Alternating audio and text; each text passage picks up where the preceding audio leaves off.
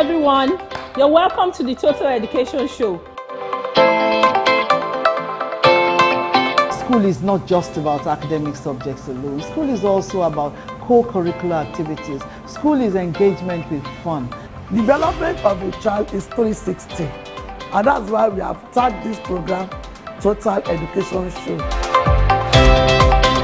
Stream is here to raise kids that will identify the problems, come together as a group, and see a way to correct the error. We normally say that we have 4 baskets of rights. So four baskets of rights. At the end of 3-year training in technical colleges, students are competent enough to take any job. Sit down, relax, and enjoy the show. Thank you.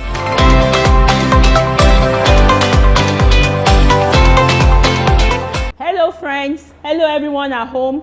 My name is Wumi Tolu Alalade, your anchor on the Total Education Show. Yes, Total Education Show. The show is put together and packaged by the Lagos State Ministry of Education for your co-curricular aspect of education. So you have a total and a valued education system even in your homes. Yes. Now what areas we will be looking at? We're going to be looking at STEM issues. We're going to be looking at TVET, and we'll be looking at, yes, child protection issues. Everything that has to do with child protection and advocacy of your children, even as they are home. Now, do you want to give me feedback?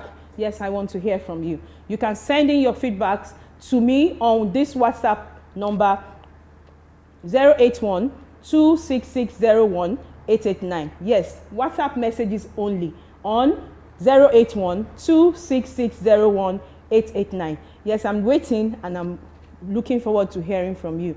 Sit down, relax, and enjoy the show. Thank you.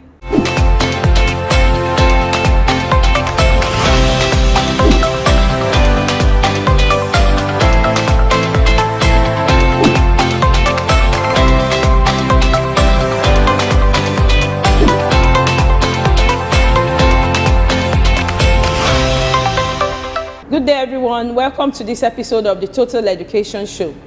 Today on the show, we have in the studio the Checheyera Foundation Child Advocacy Center directors and assistant directors. They are here to talk to us about what they do as regards physical abuse of children, sexual abuse of children, and exploitation of children in school, and also the elderlies. Now, when we talk about the students and the children concerning child protection and safeguarding, we know that there are so many issues that are ongoing right now, and we want to bring to your notice all this aspect that has to do with what, as an adult, what are you supposed to look out for, and as a child, what are you supposed to notice when you have anyone trying to groom you.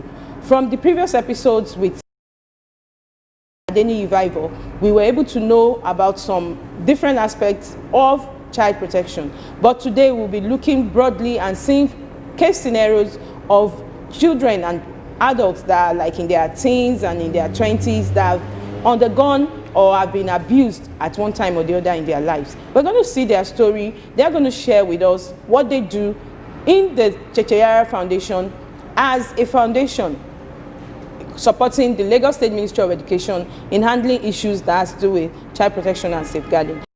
With me today, I have Mrs. Bisi Ajayi Kayode. She's the Assistant Director of Checheyera Foundation Child Advocacy Center. She will be talking to us about particularly about their collaboration with Lagos State Ministry of Education regarding child abuse and child protection issues. Good day, Madam. Good afternoon. Yeah, we're very happy having you here today with us. So before we begin, I would like us to hear from Mrs. Ajayi Kayode on their support and collaboration with the Lagos State Ministry of Education. One of the core services we provide is prevention awareness training program for adults, under which we empower, we train all stakeholders, educators, parents, and community leaders on the Lagos State Child Protection Policy and mandatory reporting policy and the dynamics of child sexual abuse. Thank you very much. You've been doing a lot with the Lagos State Ministry of Education. Yeah. And I must say thank you for all that you've been doing. There's something you mentioned about some steps when we were discussing. You were talking about steps that protect children from being sexually abused. Can you shed more light on that, please? Yeah, there are basically 5 steps on the dynamics of child sexual abuse. These 5 steps are evidence-based, research-based, and globally acknowledged to prevent and respond to child sexual abuse. The first step is learning about the facts. What is child sexual abuse? Child sexual abuse can be contactual or non-contactual.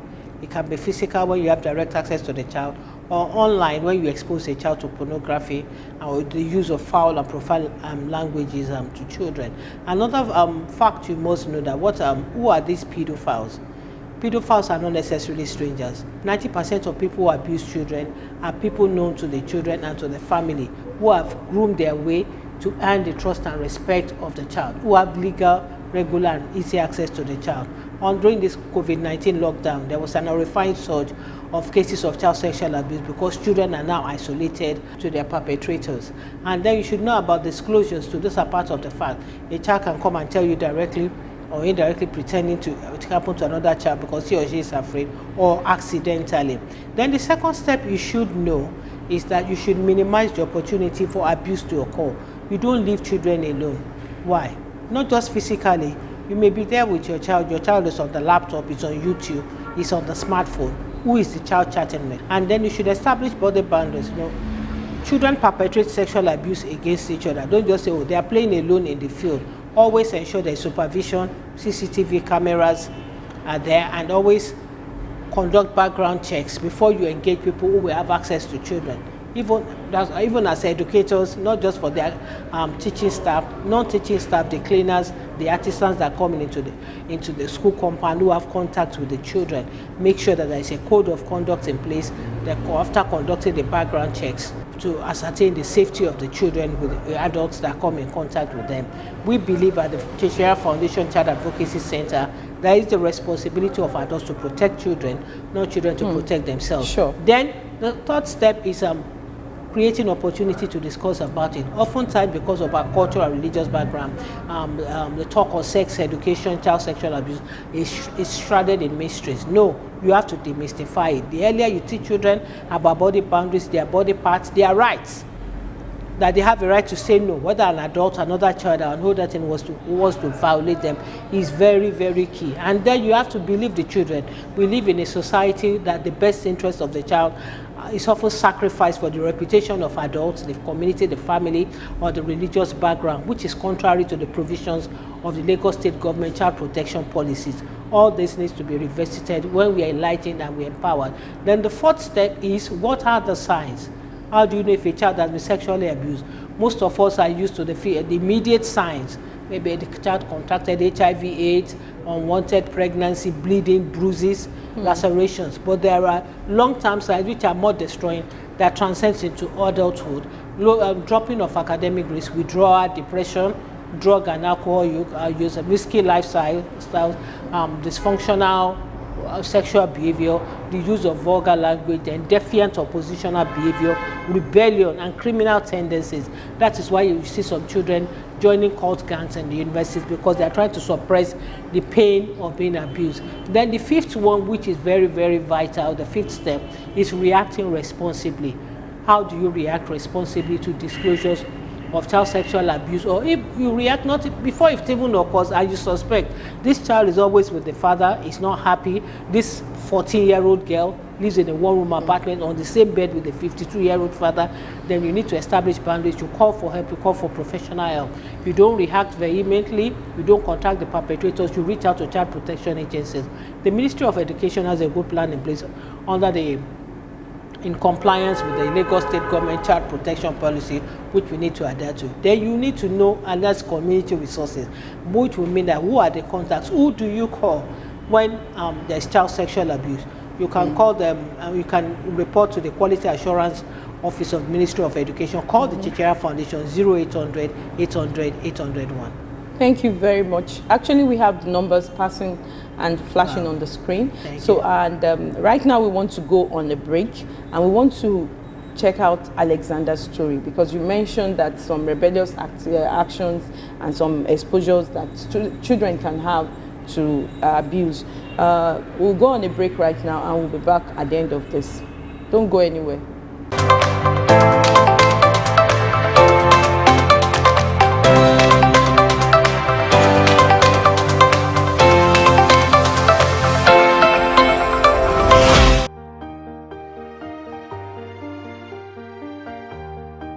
The Chechera Foundation is a non-profit organization that seeks to educate children and provide them with skills to protect themselves from sexual abuse and to empower adults to prevent child sexual abuse.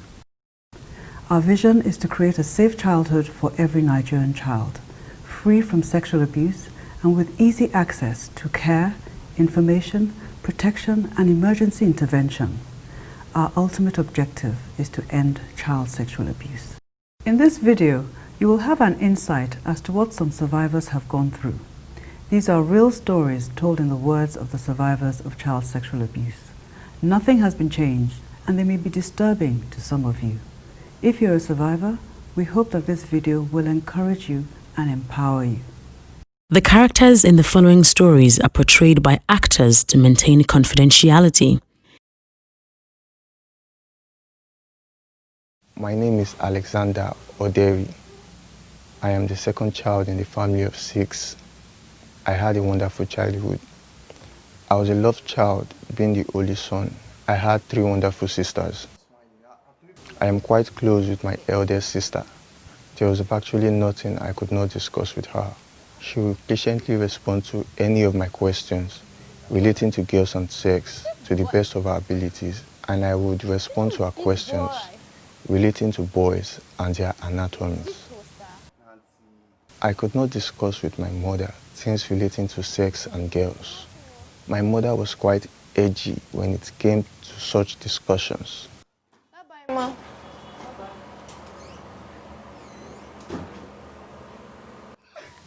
We lived in an extended family setting.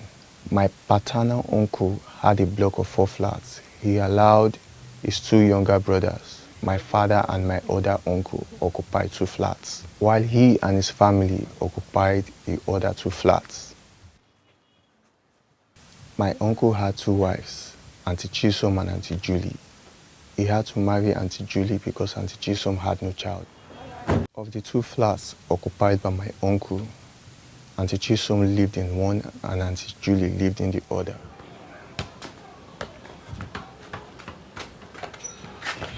My ordeal began when I was 14 years old, and it lasted for about 8 months.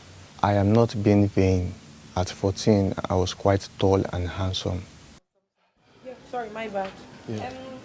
On my way back from work, I stopped by to get you a text. Thank you, Auntie. Thank You're you. welcome. Yeah. At least I deserve a thank you with a hug. Auntie, that's right. Come and give me a hug and say thank you properly. My uncle's second wife, Auntie Julie, was beginning to be extremely nice towards me. Alex, it's for eating. Come on. Take it.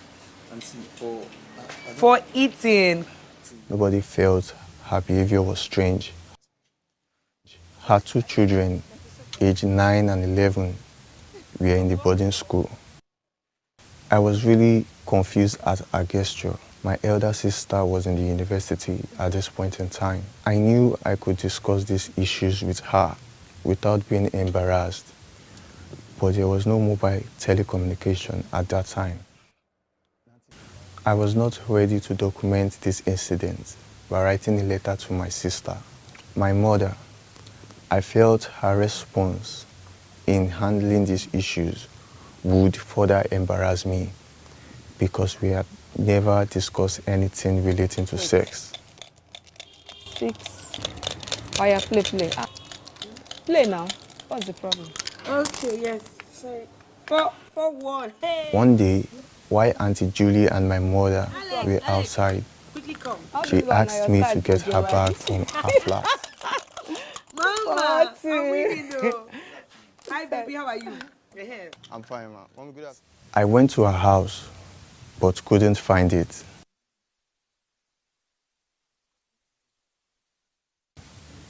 Then she left my mother under the guise that I had challenges finding her bag. Alex, have you found it? Mommy, I'm coming. Let me check my phone. She came from behind and grabbed me.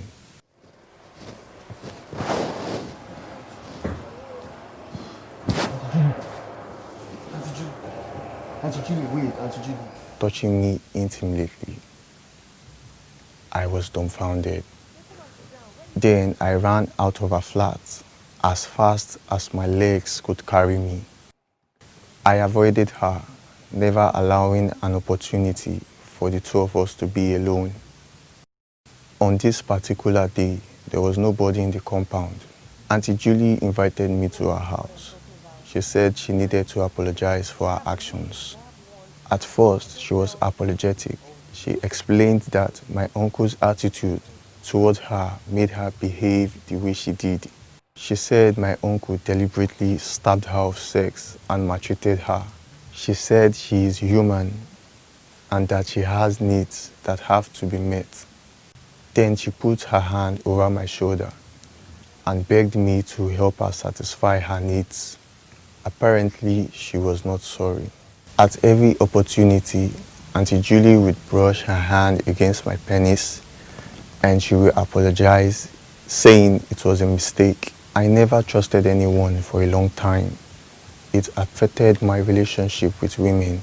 I felt Auntie Julie was a wife and a mother. She should have comported herself very well.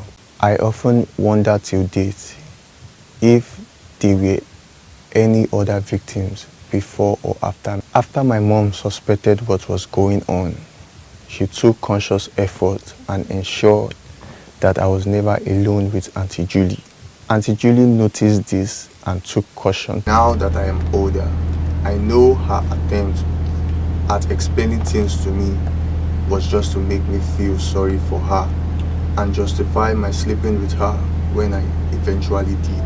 After her explanation, I stopped avoiding her and we were quite close again. She deliberately did this so I would let down my guard. My parents never suspected that I was going through any of these challenges.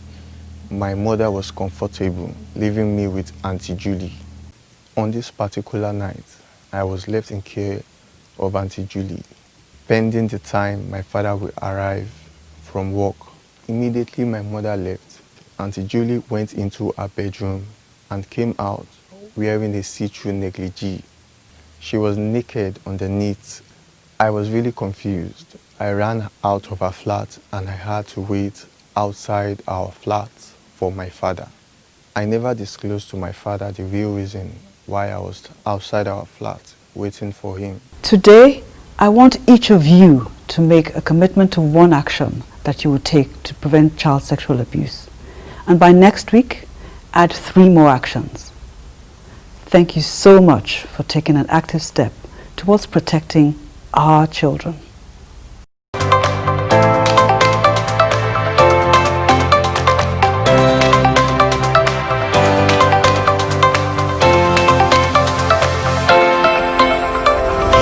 Yeah, welcome back. I'm sure from Alexander's story, you've been able to see that even boys can be abused.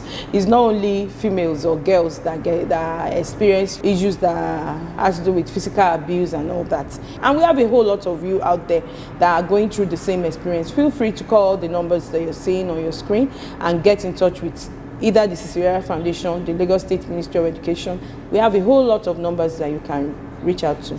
On that note, I want us to look at, there's this phobia about court process, the court case and everything. Parents don't want to report.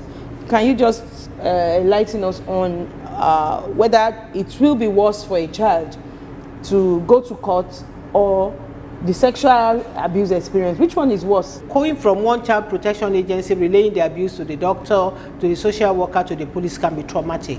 Here at the Ciceriera Foundation, we conduct forensic interview, which is a digital recording of the structural process of eliciting evidential information from the child in an age-appropriate and developmentally sensitive manner. So instead of tossing the child up and down, the video recording is taken to the police station, to the courts to facilitate investigation and prosecution. Thank you so much. I mean, we can see that you don't have to go through any rigor alone. The process, you have people supporting you, and even the child is protected from, the experience and the trauma that comes with being exposed to such processes. The Alexander story has opened our eyes to see some aspect of how close relatives can actually abuse or sexually abuse and physically abuse a child, even with the parents being part of the process you know, as they've been groomed along with the child.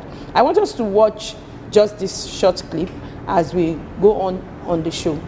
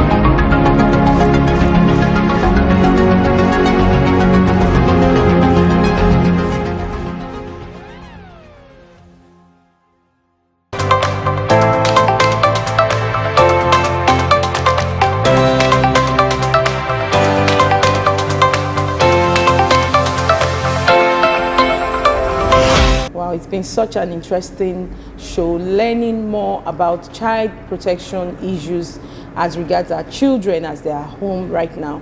And on the last note, I want to ask our discussant to talk to us about the way parents at times, or even the society, blame the child that is being abused, as if that child is the one responsible for attracting an abuser to violate him or her. The child should not be blamed at all, because we are dealing with people that are under 18 years of age. Like I said, it's the responsibility of adults to protect children.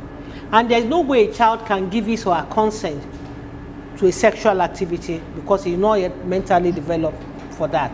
So let's stop shaming, let's stop blaming them. Let's stop the stigma. Some even blame me, why didn't you tell me on time? Even for adults, it's traumatic reliving the experience of sexual violence. How much more of a child? Please, what happens is that these children are threatened, they are coerced into it. Let's not blame and shame them. Let's help them. Thank you very much, Mrs. Ajayi Kayode. You've been able to tell us why we should not blame the children. We should not say it's their fault or they are the ones that is attracting anyone to violate them. A child cannot give consent according to her, and we should not blame the children. I want to say thank you to you once again for honoring us on this show, on the Total Education Show, and we'll surely look at another aspect with or some of your colleagues at the Checheyara Foundation for Child Protection and Advocacy. Thank you very much. On that note, we'll say bye-bye for today's program.